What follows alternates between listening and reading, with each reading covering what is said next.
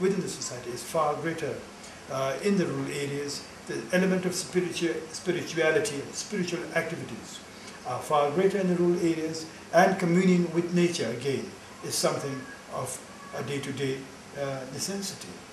So all of these enable an individual to find happiness in the rural setting as compared to an urban setting. That's very heartening, Linton.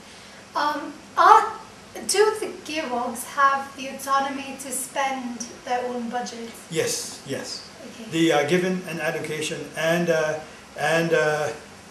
they can.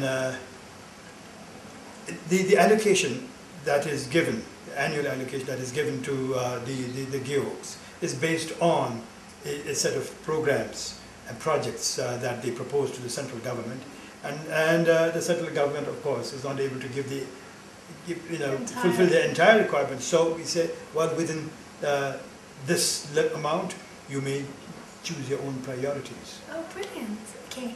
So how is the preservation of environment systemically taken into account in policy making?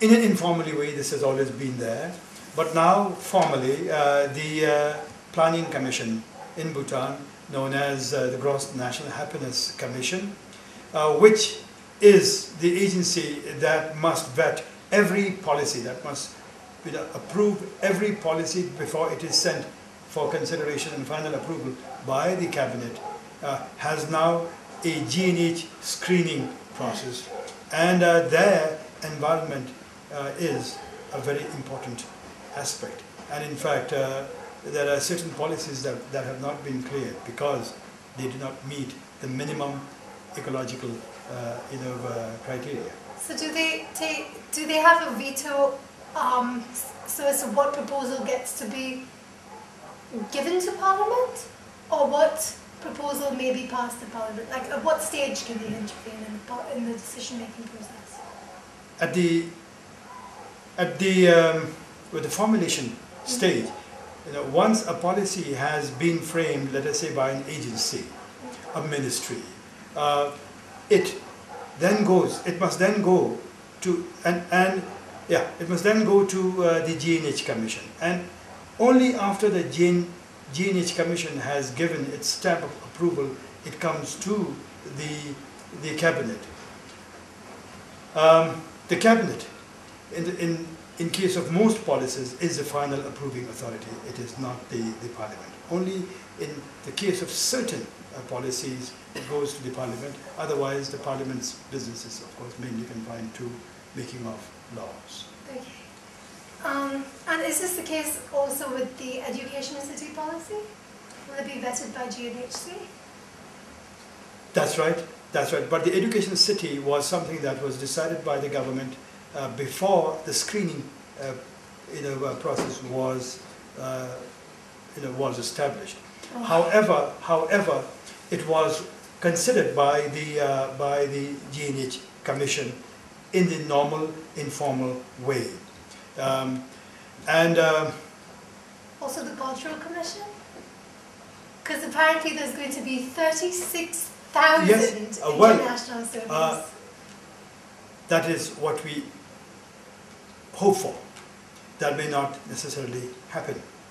Now there is a lot of criticism about the education city, and rightly so, but I think these are misplaced. Nothing in Bhutan, even before the G&H screening process was actually established, has been approved by the cabinet if they in any way compromised our culture, our environment, our law and order situation, and our interests. And so the education city, as I said, is part of our policy, our vision of making Bhutan a sustainable, holistic, service-based economy. Okay. So are you confident that the cultural landscape will not change forever? No. In fact, one of the conditions for the universities will have to be the manner in which they can demonstrate not only their sensitivity and appreciation for the Bhutanese culture, but how, in fact, they would be, through through their programs, be able to promote and contribute to the sustainability of the Bhutanese culture. Likewise, the environment, law and order situation, and so on. Okay, brilliant. Also, the preservation and promotion. Yes. So, how many questions? Because we have now one of our, in fact, our main donor agency here. Quite Perhaps a lot. we could meet.